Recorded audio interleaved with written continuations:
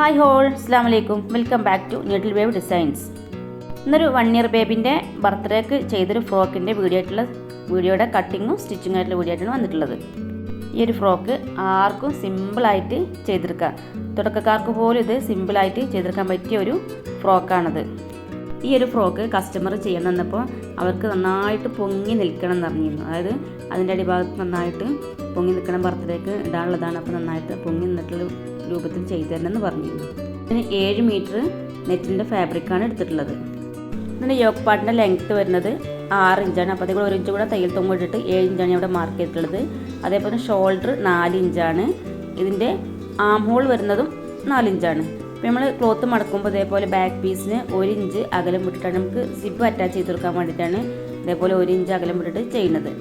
ഇതേപോലെ ആം ഹോളും ഇതേപോലെ 4 ഇഞ്ച് വരച്ചിട്ട് നമുക്ക് അവർക്ക് നീട്ടി വെച്ചെടുക്കുക. എന്നിട്ട് ഇവിടെ 1 ഇഞ്ച് മാർക്ക് ചെയ്തിട്ട് അതിൻ്റെ ആം ഹോൾ കർവ് മാർക്ക് ചെയ്ത് കൊടുക്കുക.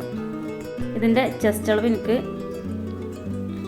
20 ഇഞ്ചാണ് വന്നിട്ടുള്ളത്. അപ്പോൾ ഇതിൻ്റെ 4 ഭാഗം 5, അതിൽ കൂടെ 1.5 ഇഞ്ച് തയ്യൽ തുമ്പിട്ട് 6.5 ഇഞ്ചിന് അവിടെ മാർക്ക് ചെയ്തു. അതേ അളവ് തന്നെയാണ് നമ്മളെ വെസ്റ്റിൻ്റെ, അതായത് ഷേപ്പിൻ്റെ ഭാഗവും ഞാൻ 5ഉം 1.5 ഇഞ്ച് തയ്യൽ തുമ്പ് ഇട്ടിട്ട് 6.5 ഇഞ്ച് അവിടെ മാർക്ക് ചെയ്തെടുത്തു. ഇതിൻ്റെ നെക്ക് നമുക്ക് മാർക്ക് ചെയ്യാം. ഇതിന് നെക്കാൻ സ്ട്രാപ്പാണ് കൊടുക്കുന്നത്. അപ്പോൾ മുകളിൽ നിന്ന് 2.5 ഇഞ്ച് അടിക്ക് ലെങ്ത്ത് മാർക്ക് ചെയ്തു. അതിൻ്റെ വിഡ്ത്ത് ഇതേപോലെ 2 ഇഞ്ച് ഇതേപോലെ മാർക്ക് ചെയ്തെടുത്തിട്ടു. 2 ഇഞ്ച് വിഡ്ത്ത് മാർക്ക് ചെയ്തു. അതിനുശേഷം അവിടുന്ന് ഒരു 1/2 ഇഞ്ച് നമ്മൾ മുകളിലേക്ക് മാർക്ക് ചെയ്ത് കൊടുക്കുക. അതിനുശേഷം അവിടുന്ന് 1 ഇഞ്ച് ഇപ്പുറത്തോട്ട് വീഡിയോയിൽ കാണുന്ന ഇപ്പുറത്തോട്ട് മാർക്ക് ചെയ്തിട്ട് നമ്മൾ ആം ഹോളിൻ്റെ അവിടേക്ക് ഇതേപോലെ ചെരിച്ചിട്ട് മാർക്ക് ചെയ്യാം. എന്നിട്ട് ആ ഭാഗത്തു കൂടി നമ്മളിത് കട്ട് ചെയ്തെടുക്കുകയാണ്.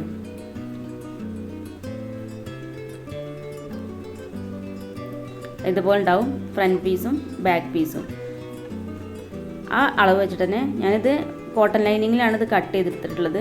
ആ കോട്ടൺ ലൈനിങ്ങിൻ്റെ അളവ് വെച്ചിട്ട് തന്നെ ലൈനിങ് തുണിയും അതുപോലെ തന്നെ അതിൻ്റെ നെറ്റ് പീസും ആ ഒരു അളവിലാണ് കട്ട് ചെയ്തെടുക്കേണ്ടത്.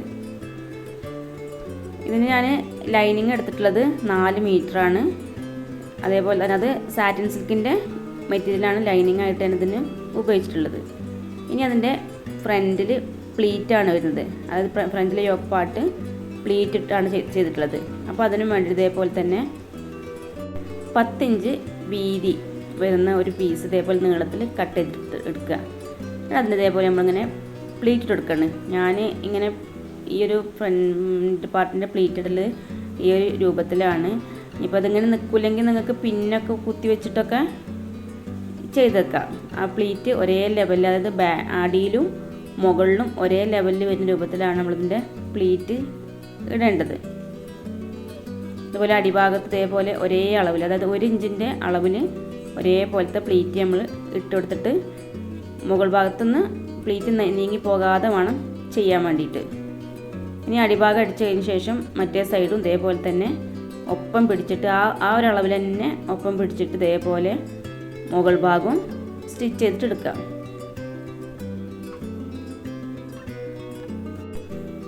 അതിനുശേഷം ആ പീസിൻ്റെ നമ്മൾ പ്ലീറ്റ് ഇട്ട് വന്ന ആ പീസ് ഉണ്ടല്ലോ, അതിൻ്റെ മുകളിൽ നമ്മൾ ലൈനിങ്ങിൻ്റെ പീസ് വെച്ചിട്ട് സ്റ്റിച്ച് ചെയ്തിട്ട് എടുക്കുകയാണ്. ഫുള്ളായിട്ട് 4 സൈഡും സ്റ്റിച്ച് ചെയ്തെടുക്കുക. സ്റ്റിച്ച് ചെയ്ത് കഴിഞ്ഞിട്ട് ബാക്കിയുള്ള ആ ഭാഗം നമ്മൾ കട്ട് ചെയ്തിട്ട് മാറ്റിയെടുക്കുക.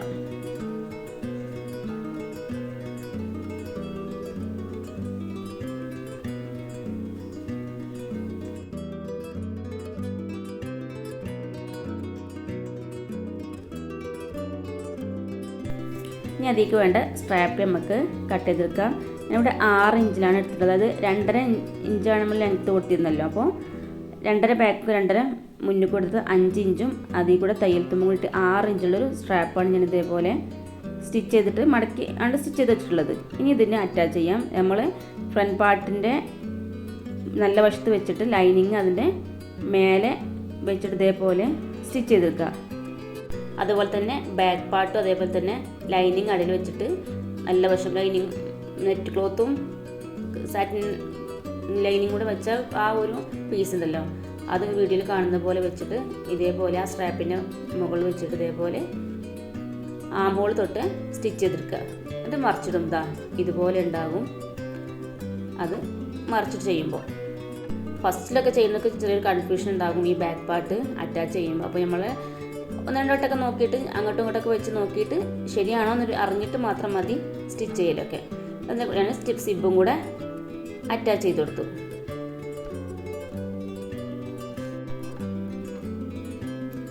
ഇനി ഇതിൽ അളവ് അതിൻ്റെ മെഷർമെൻറ്റ് നമുക്ക് മാർക്ക് ചെയ്യാം. ഇത് 10 ഇഞ്ചാണ് ചെസ്റ്റിൻ്റെ ഭാഗത്ത് വരുന്നത്. അതേ അളവ് തന്നെ ഷേപ്പിൻ്റെ ഭാഗത്ത് ഞാൻ 10 ഇഞ്ചാണ് മാർക്ക് ചെയ്തിട്ടുള്ളത്. ആ മാർക്ക് ചെയ്ത ഭാഗത്ത് കൂടെ നമ്മൾ സ്റ്റിച്ച് ചെയ്തിട്ട് എടുക്കുക.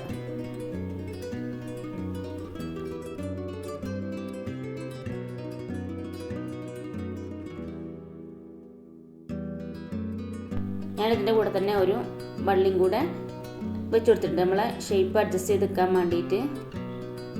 അവർ മെഷർമെൻറ്റ് അവരെടുത്തിട്ട് തന്നൊരാൾ മെഷർമെൻറ്റ് ചെയ്യുന്നത്. അപ്പോൾ എനിക്കത് ലൂസ് ആവുമെന്നൊരു സംശയമുള്ളതുകൊണ്ട് ഞാനിതിനൊരു വള്ളിയും കൂടെ അതിന് കൂടെ ഞാൻ വെച്ചെടുത്തിട്ടുണ്ട്. ഇനി അതിൻ്റെ അടിയിലേക്കുള്ള സ്കേർട്ട് പാർട്ടിനുള്ള നെറ്റ് നമുക്ക് കട്ട് ചെയ്തെടുക്കാം. ഈ ഒരു ഫ്രോക്കിൻ്റെ ഫുൾ ലെങ്ത്ത് വരുന്നത് 24 ഇഞ്ചാണ്. അപ്പോൾ അതിന് നമ്മൾ യോക്ക് പാർട്ട് 6 ഇഞ്ച് കട്ട് ചെയ്തിട്ടു. ബാക്കി 18 ഇഞ്ചാണ് ഇനി ബാക്കി ഉണ്ടാകുക. അതിൽ കൂടെ 1 ഇഞ്ചും കൂടെ എക്സ്ട്രാ ഇട്ടിട്ട് 19 ഇഞ്ചാണ് നമുക്കിവിടെ സ്കേർട്ട് പാർട്ടിൻ്റെ നെറ്റ് കട്ട് ചെയ്തെടുക്കേണ്ടത്. ഞാനിത് നെറ്റിൻ്റെ ക്ലോത്ത് തന്നെ ഡബിൾ ലെയർ ആക്കിയിട്ടാണ് കൊടുത്തിട്ടുള്ളത്. അപ്പോൾ അത്യാവശ്യം നമുക്കിങ്ങനെ പൊങ്ങി നിൽക്കാൻ വേണ്ടിയിട്ട് ഡബിൾ ലെയർ ആക്കിയാണ്ടാണ് നെറ്റ് ഇതിന്മേൽ വെച്ച് കൊടുത്തിട്ടുള്ളത്. എന്നിട്ട് ഇതുപോലെ കുഞ്ഞു കുഞ്ഞു പ്ലീറ്റുകൾ നമ്മൾ ഇട്ട് കൊടുക്കുക. കുഞ്ഞു പ്ലീറ്റ് സ്റ്റിച്ച് ചെയ്ത് കൊടുത്താൽ ഒരു ഫ്രോക്ക് നമുക്ക് പൊങ്ങി കിടക്കുള്ളൂ. അപ്പോൾ അതിന് വേണ്ടിയിട്ട് കുഞ്ഞു പ്ലീറ്റാണ് ഇട്ട് കൊടുക്കേണ്ടത്. ഇനി അതിൻ്റെ ലൈനിങ് കട്ട് ചെയ്യാം. അതും ഇതേപോലെ തന്നെ 19 ഇഞ്ച് തന്നെയാണ് ഞാൻ കട്ട് ചെയ്തിട്ടുള്ളത്.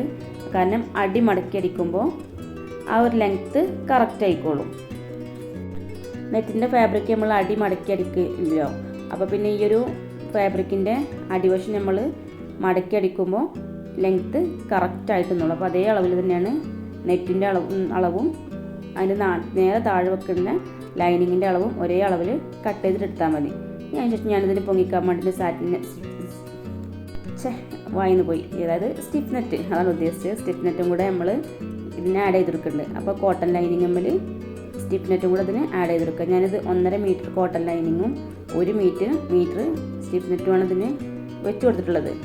ഈ ഒരു സ്റ്റിഫ് നെറ്റ് വെക്കുമ്പോൾ നമ്മളെപ്പോഴും കോട്ടൺ ലൈനിങ്ങിൻ്റെ പകുതി വശത്തുനിന്ന് വെച്ച് കൊടുത്താൽ മതി. മുകളിൽ നിന്ന് തന്നെ നമുക്ക് ഈ സ്റ്റിഫ് നെറ്റ് വെച്ച് കൊടുക്കേണ്ട ആവശ്യമില്ല.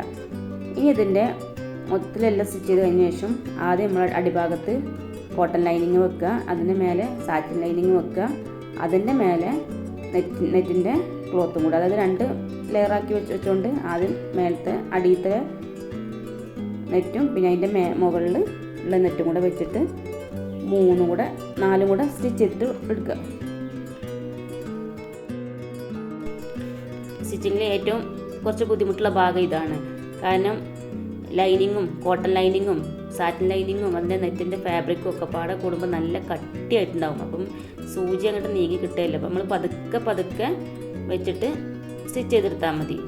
അതുപോലെ തന്നെയാണ് ഇതിൻ്റെ യോക്ക് പാർട്ട് ഈ ഒരു സ്കേർട്ട് പാർട്ടിനായിട്ട് യോജിപ്പിക്കുമ്പോഴും ഇതുപോലെ തന്നെയാണ്. നമുക്ക് പതുക്കെ വെച്ചിട്ട് ചെയ്തിട്ടില്ലെന്ന് നോക്കിയാൽ മതി. അതിനുശേഷം യോക്ക് പാർട്ടിനെ നമ്മൾ സ്കേർട്ട് പാർട്ടായിട്ട് യോജിപ്പിക്കുകയാണ്. വീഡിയോയിൽ കാണുന്ന പോലെ ചീത്തവശം നമ്മൾ മറിച്ചിട്ടിട്ട് ഇതേപോലെ നല്ല വശത്താണ് യോക്ക് പാർട്ട് വെച്ച് കൊടുക്കുന്നത്. യോക്ക് പാർട്ടിന് നല്ല വശവും സ്കേർട്ട് പാർട്ടിന് നല്ല വശവും ഒരുപോലെ വരുന്ന രൂപത്തിൽ വെച്ചിട്ട് ഇതേപോലെ ചുറ്റുഭാഗം സ്റ്റിച്ച് ചെയ്തെടുക്കുക. ഇത് വീഡിയോയിൽ കാണുന്ന പോലെ നിങ്ങൾ ശ്രദ്ധിച്ചിട്ട് ചെയ്ത് കഴിഞ്ഞാൽ മതി.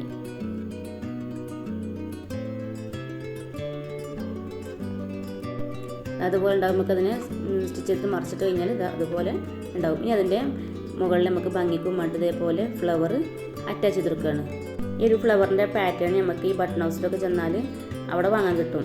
അപ്പോൾ അവിടെ ചെന്നിട്ട് നമ്മൾ ഈ പാറ്റേൺ വാങ്ങി കൊടുത്തിട്ട് നമ്മൾ ക്ലോത്തിൽ വെച്ചിട്ട് സോൾഡറിങ് അയൺ വെച്ചിട്ട് നമുക്ക് ഇതേപോലെ അതിൻ്റെ ആ ഷേപ്പിൽ നമുക്ക് ഫ്ലവർ കട്ട് ചെയ്തെടുക്കുക. ഈ ഒരു ഫ്ലവർ ആദ്യമായിട്ട് ചെയ്യുമ്പോൾ കുറച്ചൊരു ബുദ്ധിമുട്ടൊക്കെ ഉണ്ടാവും. പിന്നെ അത് നമ്മൾക്ക് ഇങ്ങനെ ഒരുപാട് ചെയ്തത് റെഡിയായി കിട്ടും.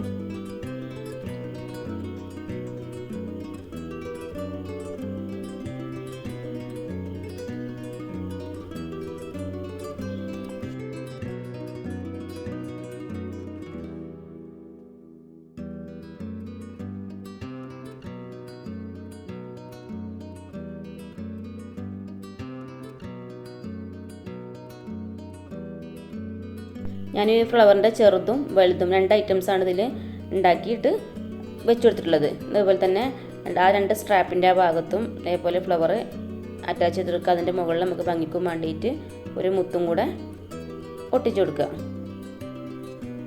ഞാനിവിടെ 7000 ഒരു പശ വെച്ചിട്ടാണിത് ചെയ്തിരിക്കുന്നത്. നിങ്ങൾക്ക് പഞ്ച് മെഷീൻ ഉണ്ടെങ്കിൽ ആ ബീഡ്സ് അവിടെ പഞ്ച് ചെയ്ത് കൊടുത്താലും നല്ല ഉറപ്പിച്ച് കിട്ടും അത്. പിന്നെ ഈ ഫ്രോക്കിന് ഭംഗി കൂട്ടാൻ വേണ്ടി നമുക്ക് അവിടെയും ഇവിടെയൊക്കെ ആയിട്ട് ഇതേപോലെ കുറച്ച് ഫ്ലവറും ആഡ് ചെയ്ത് കൊടുക്കുക. ഇതാണ് ഇതിൻ്റെ ഫൈനൽ ലുക്ക് ആയിട്ടുള്ളത്. ഇതിൻ്റെ കൂടെ തന്നെ ഞാൻ കസ്റ്റമർ ഇട്ട ഒരു ഫോട്ടോ കൂടി ഞാൻ ഇതിൽ ആഡ് ചെയ്ത് വെച്ചിട്ടുണ്ട്. വീഡിയോ ഇഷ്ടപ്പെട്ടാൽ ലൈക്ക് ചെയ്യാനും സബ്സ്ക്രൈബ് ചെയ്യാനും മറക്കല്ലേ. Thank you for watching.